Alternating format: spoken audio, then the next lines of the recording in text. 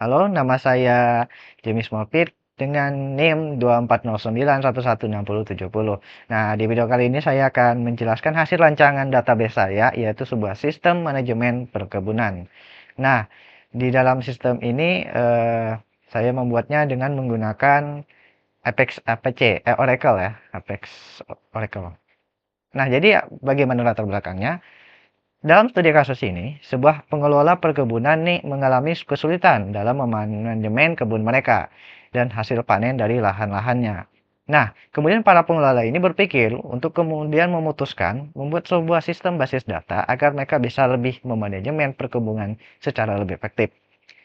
Nah, dari sini permasalahan yang didapati adalah yaitu pertama, pengelolaan data perkebunan sering masih menggunakan secara manual.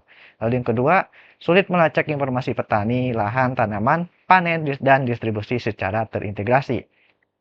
Yang ketiga, mereka butuh sistem basis data untuk mendukung manajemen yang lebih efisien.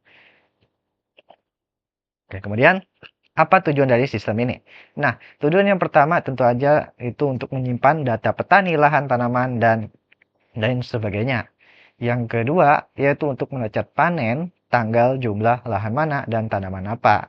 Jadi supaya bisa tahu nih, ini yang dipanen ini tanaman apa ini, tanggal kapan dipanennya. Lalu kemudian juga ada yang ketiga, yaitu mencatat distribusi. Misalnya, berapa yang dijual, kemana tanam atau hasil panen ini dijual, dan kemudian berapa harganya ataupun berapa pendapatannya. Yang keempat yaitu mendukung analisis hasil panen, produktivitas, dan distribusi. Ini semisalnya nanti pengen menganalisis lebih lanjut. Nah, bisa pakai tujuan sistem ini. Oke, selanjutnya itu ada ILD. Ya, di ILD ini ada yaitu ILD relasional dan logikal. Nah, di sini saya akan jelaskan sedikit. Nah, misalnya di sini ada di tabel distribusi, dia itu mempunyai atribut misal tujuan, jumlah, terjual, dan harga.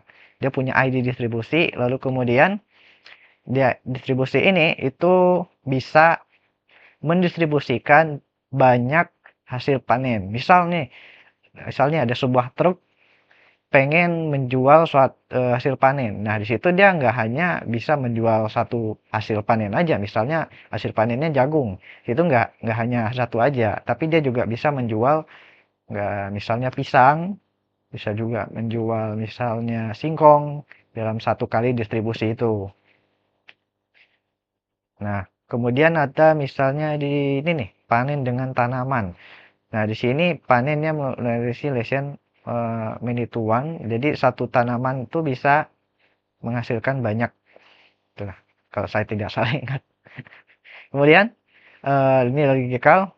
Di sini adalah bagian untuk misalnya mau melihat tipe datanya. Misalnya di sini tujuannya itu pakai varchar, jumlah tujuan integral. Lalu juga di sini ada primary key dan juga foreign key untuk panen ID panen ya, supaya misalnya bisa tahu ini yang didistribusi ini dari hasil panen apa nih gitu. Lanjut, berikutnya ada DDL dan DML. Contoh, ini adalah contoh hasil dari rancangan nyata dari sistem basis data sistem manajemen kerhubungan ya, ini adalah bukti dan contoh hasil dari sistemnya yang betul-betul dibuat. Misalnya di sini ada tabel tani, lahan, tanaman, panen, dan distribusi, dan seterusnya. Dimana sini menggunakan query create. Kemudian ada contoh memasukkan data-data. Misalnya di sini mau masukin data-data nih, ada insert data untuk petani, ada misalnya di sini atas nama Budi, asalnya dari Desa Sukamaju, nomor HP-nya sekian, dan dia ternyata merupakan pemilik ya, pemilik. Dan atau misalnya yang lain ini, ya kita bisa next. Nah, ini melihat isi data dari tabel petani dengan query select. Semisalnya nih, para pengelola pengen ngelihat data-data para petaninya. Di sini mereka bisa lihat dengan perintah select.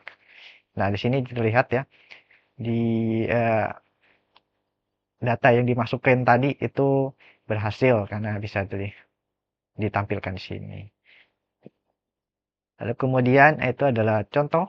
Misalnya nih, di sini kita ingin mengupdate suatu status lahan Nah, di sini dengan ID 2 menjadi tidak aktif karena misalnya sudah dipanen dan tanah perlu istirahat. Misalnya dalam suatu studi kasus ada suatu lahan yang telah dipanen, kemudian lahan itu perlu istirahat supaya nutrisinya tidak terlalu habis gitu, supaya tanahnya bisa menyerap ataupun mengumpulkan nutrisi dari udara ataupun nitrogen yang ada di dalam situ. Nah, jadi ataupun misalnya lahan di situ habis dari panen belum belum diaktifkan kembali atau belum mau ditanam tanaman baru lagi. Jadi bisa diupdate pakai perintah update sini. Nah, sini bisa lihat di set status menjadi tidak aktif dengan dengan perintah well supaya lebih spesifik ID lahan yaitu 2. Nah, hasil diupdate. Lalu kemudian ada insight. Misalnya ini kita ingin menampilkan total pendapatan dari distribusi. Misalnya di sini pengelola kebunnya pengen ngelihat berapa nih total pendapatan dari hasil distribusi. Misalnya di sini menggunakan select sum harga. Nah, sini didapati bahwa ternyata total pendapatan dari distribusi itu adalah 20 juta. Next. Adapun nah, rekomendasi dan pengembangan ataupun pengembangan. Nah, adapun rekomendasi yang bisa diterapkan terhadap sistem manajemen perkebunan ini ke depannya, yaitu dengan menambahkan tabel keuangan untuk mencatat modal dan laba.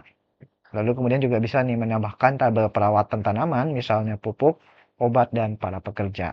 Supaya lebih efisien dan lebih canggih lagi nih. Oke, terima kasih. Dan itu saja dari saya. Sekian terima kasih. Have a nice day and good night, good morning and whatever. Bye bye.